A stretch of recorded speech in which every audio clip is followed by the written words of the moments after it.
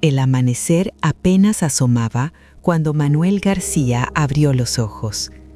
A sus 52 años, el cuerpo ya no necesitaba reloj para despertar.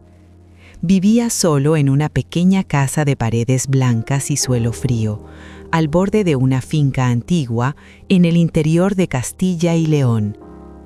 El silencio de la mañana solo era interrumpido por el viento entre los olivos y el sonido del agua hirviendo en una cafetera gastada. Manuel llevaba una vida sencilla. Hacía arreglos en fincas vecinas, cuidaba animales, reparaba cercas y limpiaba terrenos abandonados. No tenía esposa ni hijos. Había aprendido a convivir con la soledad como quien acepta el paso de las estaciones, sin queja, sin preguntas. La finca donde vivía perteneció durante muchos años a don Eusebio Martínez, un hombre reservado, de pocas palabras, que trataba la tierra con respeto casi religioso. Manuel había trabajado para él durante décadas. Cuando don Eusebio murió, la finca quedó cerrada, olvidada, y Manuel siguió allí por pura costumbre, cuidando lo que nadie más quería mirar. Aquella mañana, al salir a revisar el camino de entrada, Manuel notó algo distinto. Un coche detenido junto a la carretera de tierra. Las luces apagadas, la puerta entreabierta. Se acercó con cautela. Dentro del coche estaba una mujer inconsciente, con el rostro pálido y el tobillo torcido. Respiraba, pero con dificultad. Manuel sintió un nudo en el pecho. No estaba acostumbrado a decisiones urgentes, pero no dudó. La llevó con cuidado hasta la casa de Rosario, una vecina conocida por ayudar a todos. Rosario limpió la herida, vendó el tobillo y preparó una infusión caliente. La mujer despertó poco después, confundida, asustada. Dijo llamarse Lucía Martínez. Había venido desde Madrid para conocer una finca que, según unos papeles antiguos, perteneció a un familiar lejano. Se había desviado del camino y perdió el control del coche. Al escuchar el apellido, Manuel sintió un escalofrío. Martínez, el mismo apellido de don Eusebio. Lucía no lo sabía, pero aquella finca olvidada era el lugar donde su historia y la de Manuel estaban a punto de cruzarse, y nada volvería a ser igual. El silencio en la cocina de Rosario duró unos segundos largos. Manuel observaba a Lucía con atención mientras Rosario preguntaba, con voz suave, si tenía algún parentesco con don Eusebio Martínez. Lucía bajó la mirada antes de responder. Dijo que él había sido primo de su abuelo, un hombre casi borrado de las conversaciones familiares. Contó que tras la muerte de sus padres había encontrado documentos antiguos guardados en una caja olvidada. Entre papeles amarillentos y cartas sin fecha apareció la referencia a una finca en Castilla y León.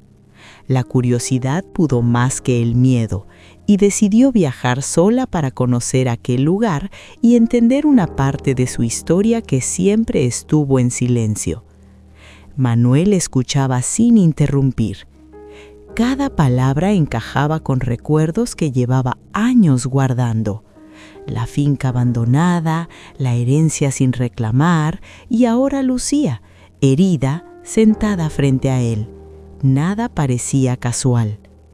Rosario insistió en que Lucía se quedara unos días en su casa. El tobillo necesitaba reposo y el viaje de regreso era imposible. Manuel se ofreció a traer su equipaje desde la posada donde se había alojado. Dijo que no le costaba nada, pero en el fondo sentía que ayudarla era una forma de cuidar también de la finca. Con el paso de los días, Manuel comenzó a visitar la casa con frecuencia. A veces llevaba pan recién hecho, otras solo aparecía para saber cómo seguía Lucía. Ella mejoraba despacio, caminando con cuidado, apoyada en una muleta improvisada. Las conversaciones crecieron. Lucía preguntaba por don Eusebio, por la vida en el campo, por la finca.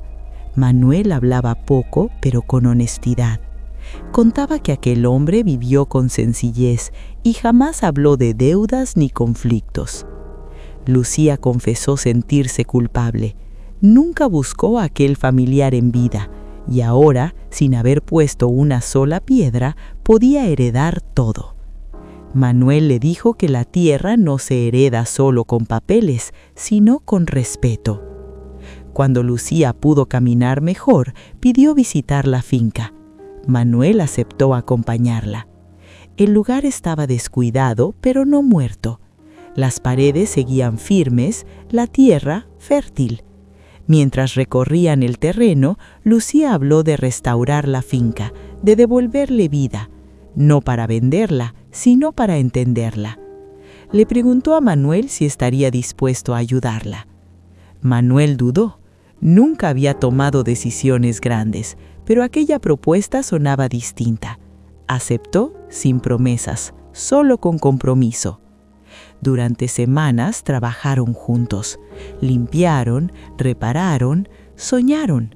La finca comenzó a cambiar y entre ellos nació una conexión silenciosa, profunda, hasta que un hombre de traje apareció con ofertas insistentes para comprar la tierra. Se llamaba Álvaro Rivas. Su sonrisa no escondía la presión. Lucía rechazó todas las propuestas. Álvaro se marchó dejando una advertencia velada. Dijo que la finca arrastraba problemas antiguos. Esa noche Lucía no pudo dormir y Manuel comprendió que la calma que habían construido estaba a punto de romperse. La advertencia de Álvaro no tardó en convertirse en algo real. Pocos días después, Lucía recibió una notificación oficial. Un documento afirmaba que la finca estaba ligada a una antigua deuda, contraída años atrás por don Eusebio. La cantidad era tan alta que hacía imposible cualquier intento de continuar con la restauración. Lucía sintió que el aire le faltaba. Leyó el papel una y otra vez, buscando algún error. Manuel revisó cada línea con calma, pero el sello y las firmas parecían auténticos.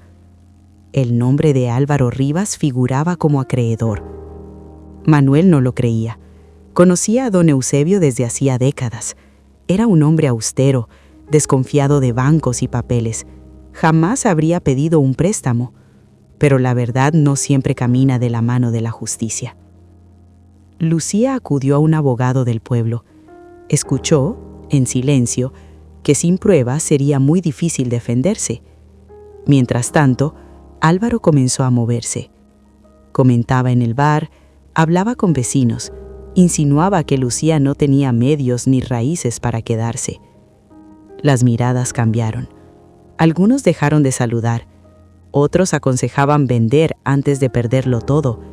La presión era constante. Una madrugada, Manuel fue a la finca para revisar un cobertizo. Desde lejos vio un resplandor anaranjado. El antiguo almacén ardía en llamas. El fuego avanzaba rápido, devorando madera y recuerdos. Nada pudo salvarse. Los bomberos confirmaron lo evidente. Había sido provocado. Lucía llegó poco después, rota por dentro. Aquel incendio no era solo una pérdida material, era una amenaza clara, un mensaje. Al día siguiente, Álvaro apareció con un funcionario. Presentó una orden provisional que obligaba a Lucía a abandonar la finca mientras se investigaban irregularidades. Lucía no discutió. Estaba agotada. De vuelta en la posada se derrumbó. Dijo que tal vez lo mejor era rendirse, vender, marcharse, olvidar, que aquella lucha no merecía la pena. Manuel la escuchó en silencio. Luego habló con firmeza. Dijo que no creía en esa deuda, que no pensaba abandonar la finca y que no la dejaría sola. Aún así, el miedo pesaba más que las palabras. Lucía sentía que estaba perdiendo todo: la tierra, el proyecto y quizá al hombre en quien había empezado a confiar. 3 días después, Manuel volvió solo a la finca. Caminaba entre las cenizas cuando notó una tabla suelta en el suelo de la antigua despensa. La levantó con cuidado. Debajo encontró un compartimento oculto. Dentro, un cuaderno viejo envuelto en tela. Un diario. Era de don Eusebio. Al leer las últimas páginas, Manuel sintió el corazón acelerarse. Allí estaba escrito que nunca pidió préstamo alguno, que un hombre había intentado engañarlo con papeles falsos y que temía que tras su muerte alguien intentara robar la finca. Manuel cerró el cuaderno con manos temblorosas. Tenía la verdad en sus manos. Manuel llegó a la posada al atardecer, con el cuaderno apretado contra el pecho. Cuando Lucía abrió la puerta y lo vio, supo que algo había cambiado. Él no habló enseguida. Se sentó frente a ella, abrió el diario y comenzó a leer. Las palabras de don Eusebio llenaron la habitación de verdad y emoción. Allí estaba escrito que nunca contrajo deuda alguna, que un hombre ambicioso intentó engañarlo con documentos falsos, que se negó a firmar y que dejó aquel testimonio para proteger a quien heredara la finca. Lucía lloraba en silencio, no solo por el alivio, sino por la emoción de conocer, por fin, a aquel familiar del que nadie hablaba, un hombre honesto que pensó en el futuro incluso en soledad. Al día siguiente llevaron el diario al abogado. Con esa prueba, el rumbo del caso cambió por completo. Una revisión confirmó que los documentos presentados por Álvaro eran falsos. Días después, fue denunciado por fraude y por el incendio provocado. La orden de desalojo quedó anulada. Lucía pudo regresar a la finca. Cuando cruzó de nuevo el portón, sintió algo distinto. Aquel lugar ya no era solo una herencia, era una elección. Con el tiempo, la verdad se extendió por el pueblo. Las miradas desconfiadas dieron paso a disculpas y manos ofrecidas. Vecinos que antes callaron comenzaron a ayudar. La finca volvió a respirar. Manuel asumió la organización del trabajo con calma y respeto. Lucía aprendió a escuchar la tierra, a ensuciarse las manos, a bajar el ritmo. Entre ellos no hubo promesas exageradas, solo presencia, confianza y cuidado mutuo. Meses después, la finca estaba viva otra vez. Los campos trabajados, el almacén reconstruido, personas compartiendo historias al caer la tarde. Sentados en el porche, viendo ponerse el sol, Lucía preguntó a Manuel si se arrepentía de todo lo que habían pasado. Él negó con la cabeza. Dijo que algunas pérdidas llegan para mostrar lo que de verdad importa. Lucía sonrió. Confesó que pasó la vida buscando un lugar al que pertenecer y que lo había encontrado allí, en la tierra y a su lado. Esta historia recuerda que nunca es tarde para empezar de nuevo, que la verdad siempre encuentra su camino y que el amor, cuando nace de la honestidad, echa raíces profundas.